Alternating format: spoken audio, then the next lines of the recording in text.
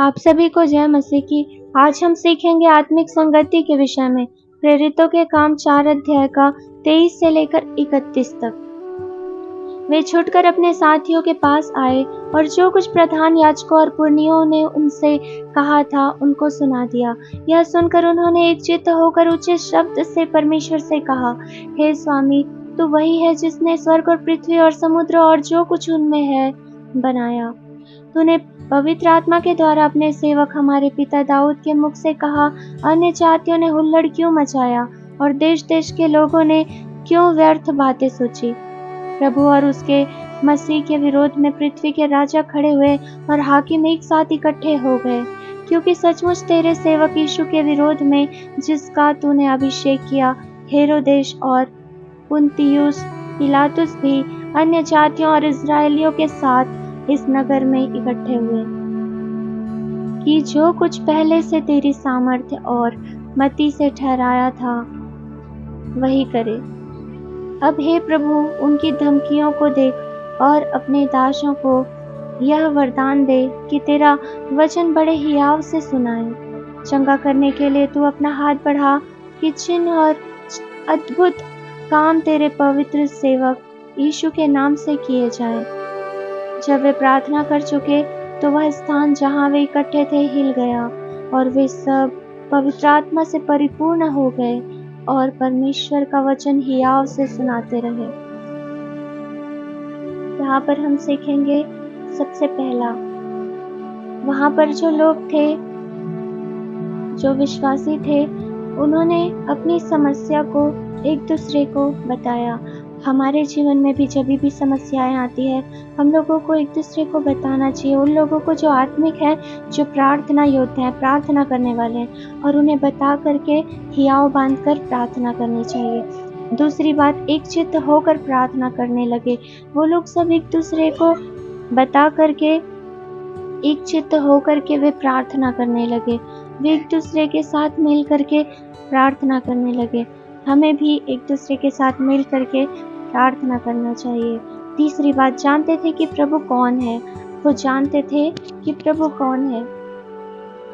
हम भी जानते हैं कि प्रभु कौन है और हमें हियाव बांधकर प्रभु यीशु मसीह के नाम से प्रार्थना करनी चाहिए। और जब हम प्रार्थना करते हैं, अद्भुत चिन्ह और चमत्कारों को देख पाते हैं। फिर चौथी बात है, विश्वासियों में वचन का ज्ञान था। उस समय जो विश्वासी हैं, उनके वचन में उनको वचन का ज्ञान था। हमें भी वचनों का ज्ञान होना चाहिए और वचन को लेकर प्रार्थना करनी चाहिए। इस प्रकार जब हम वचन को लेकर प्रार्थना करते हैं, युद्ध करते हैं, जैसे प्रभु यीशु मसीह ने कहा, सांपों और बिच्छुओं को कुचलने का अधिकार मैंने तुम्हें दिया है। हाँ, सचमुच में प्रभु ने हमें अधिकार दिया है कि हम सांपों और बिच्छुओं को कुचल सकें। वैसे ही हमें प्रार्थना करनी चाहिए वचनों को ले करके। प्रभु, आपने इन बातों को कहा है। प्रभु, आपने कहा है, स्वर्ग और पृथ्वी का सारा अधिकार आपने मुझे दिया है।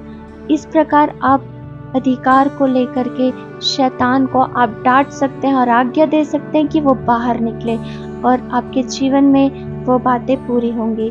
फिर हम पांचवी बात देखते हैं, प्रार्थना में स्वार्थ नहीं होना चाहिए। उस समय के लोगों में प्रार्थना में कोई स्वार्थ नहीं था।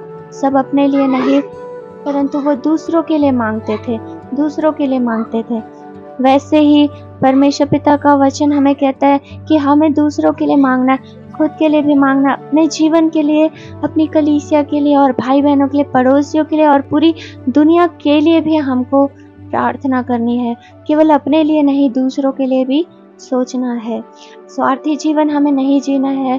जब हम प्रार्थना करने जाते हैं, सिर्फ अपनों के लिए नहीं, दूसरों के लिए भी मांगना है।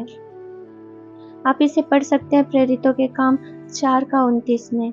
हमें एक दूसरे की बढ़ोतरी की चाह रखनी चाहिए। फिर छठी बात है, पवित्र आत्मा से वो भर गए थे और प्रार्थना का जवाब उन्हें मिला। परमेश्वर पिता का वचन कहता है कि वो जब हियाव बांधकर एक साथ मिलकर जब प्रार्थना कर रहे थे, पवित्र आत्मा ने भी उनका साथ दिया। वैसे ही हमें भी प्रार्थना करनी चाहिए ताकि पवित्र आत्मा साथ दे। और सचमुच में जब हम एक साथ एक मन होकर किसी अच्छी बातों के लिए परमेश्वर की इच्छा के अनुसार जब हम प्रार्थना करते हैं, अद्भुत रीति से हम वहां पर परमेश्वर के कार्यों को पूर्ण होता हुआ देखते हैं। तो इस प्रकार हमें समस्याओं को एक दूसरे को बताकर एक चित्त होकर विश्वास के साथ वचन को लेकर के बिना स्वार्थ का वहां पर हमें बढ़ोतरी की चाह रखते हुए पवित्र आत्मा से भर करके प्रार्थना करनी चाहिए। आप सभी को जय मसीह की। आमीन।